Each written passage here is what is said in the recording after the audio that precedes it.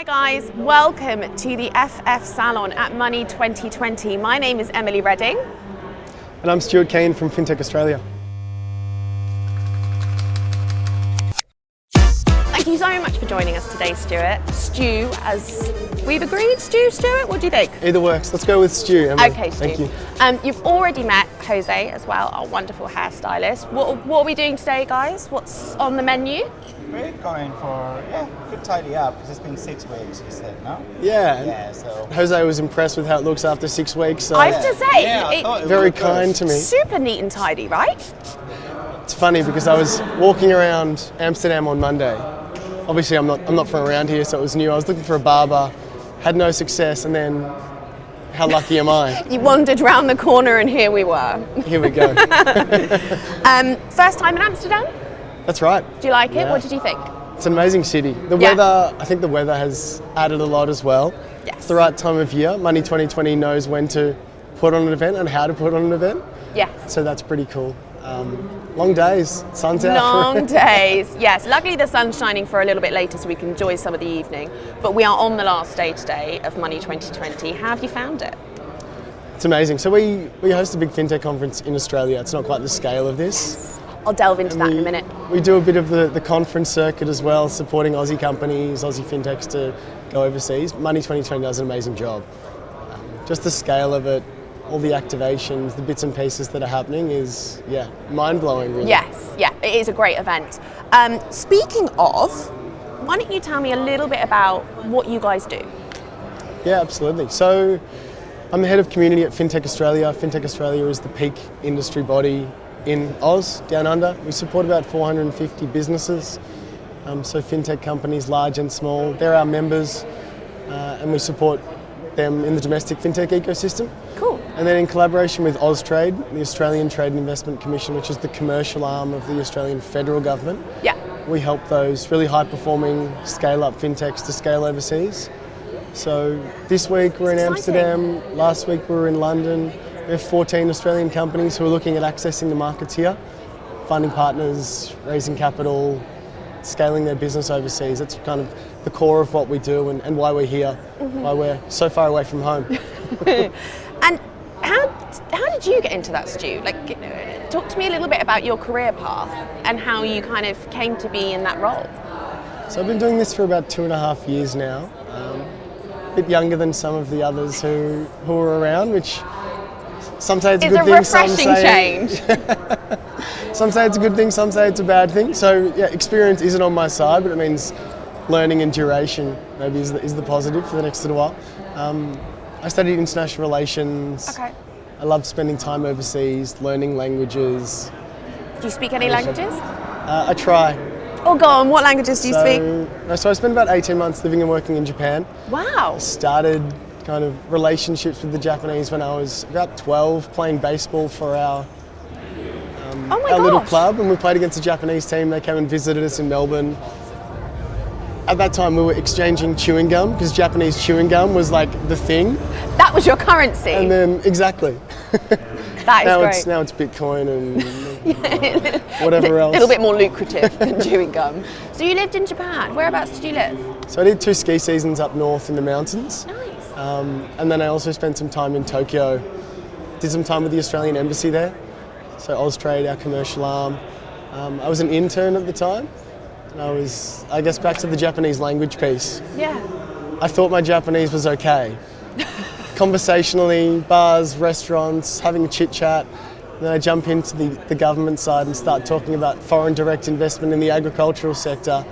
And the Japanese really quickly goes to zero. I can imagine. Slightly a bit different than ordering like a coffee. Yeah, that's right. So I tried to get by. Studied some Japanese, studied some Indonesian, did international relations, and then kind of the business side and the human side. The relationship management side has kind of ended me here where we are today, which is awesome. And I love the work we're doing. You do? Love the people we're able to work with. That's kind of the main thing for me as well. Yeah. Getting to know the people. Yeah. And what's on the horizon for you guys over the next 12 months? What have you got your eye on? What are you maybe wary of? What's coming up? So early on, it was really an education piece for the companies. What's happening in the UK? What's happening in the Netherlands in terms of fintech? And then how can we help those companies access the market, educate themselves, and then scale from there. Okay. So for me, really, it's about now that they're educated, the businesses know a lot, they're capable, doing really well back home in Australia. How can we help them to succeed in new markets, which is challenging because it would be silly of us to think that Australian companies can just come here and do it all straight away. There are enormous challenges to that. It's a big process they've got to run through. What are some of the challenges that they face? And yeah, really good question. So UK is probably... How long have we got? Companies look to the UK because they've done it before. The UK market has thousands and thousands of fintech businesses. Kind of like Australia, a business we have case. about 700. Right. So it's an established financial services ecosystem, but it also means that the businesses here could be challenging to compete with. Yes. Stronger in some senses. So we need to look at that capability piece. Okay. Where do our companies have a unique USP that can actually set them aside, set them apart from the incumbent sort of businesses they're competing with? So we try to help them understand that, try to support them through the network that we have and the people that are willing to support, engage, mentor, hoping to help those companies succeed as much as they can. That's great. And if someone was watching this and loved what you do, wanted to get involved, either straight out of education or was in another kind of field or industry, what piece of advice would you give them? And how do people get into doing what you do? Is that me personally or like the work that we're doing question? You personally. Okay. Or a bit of both? A bit of both.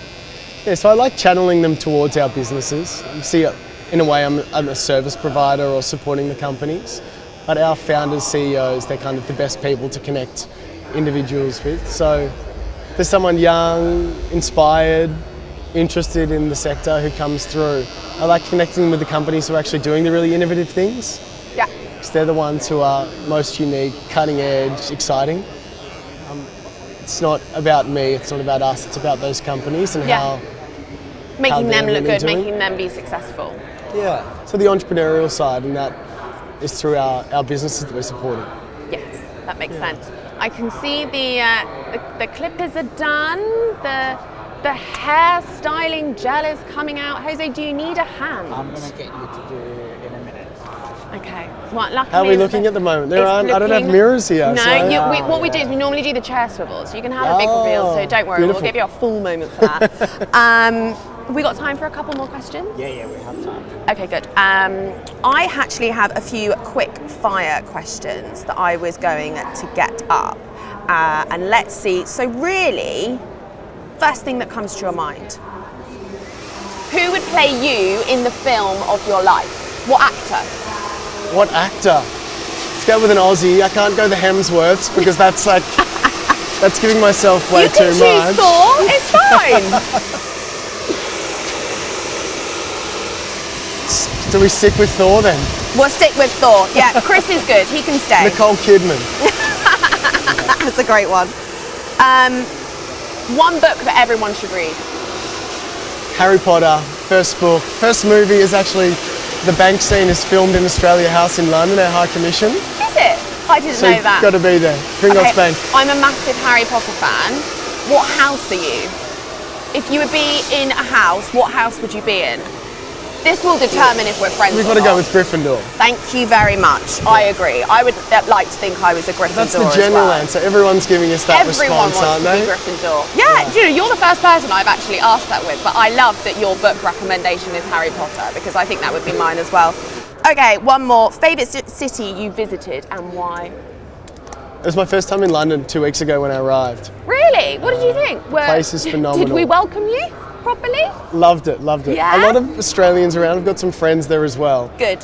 Believe it or not, I've booked a one-way flight to London next February to live, and I'd never visited the UK before, and people were saying it's insanity, but So that's Waterloo, I hear, Jose, is pretty expensive. Oh, it is. Everywhere is going to be expensive. Yes. True. Welcome to London. It's London. not cheap. And neither is Islington. No, So no. Everywhere is going to be very expensive. If I end up in Waterloo, I think I'll be a happy man. Exactly. Well, it's great because you've come here, you've had a haircut, and now we've just figured out where you're going to move to as well. Exactly. All in a day's work. I can't wait to see it.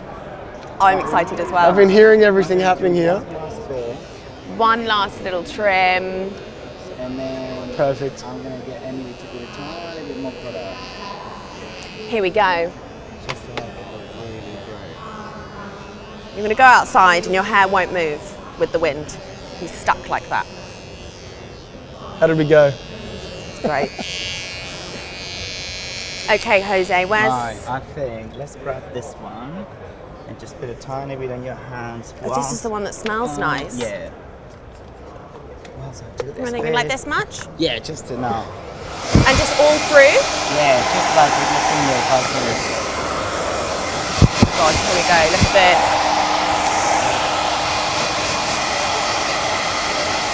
I love that this is the one bit that I get to do, and it always makes me feel like such a professional. Okay, Stu, I think we are nearly ready. For the big reveal. Are you ready for the big reveal? I think it looks great.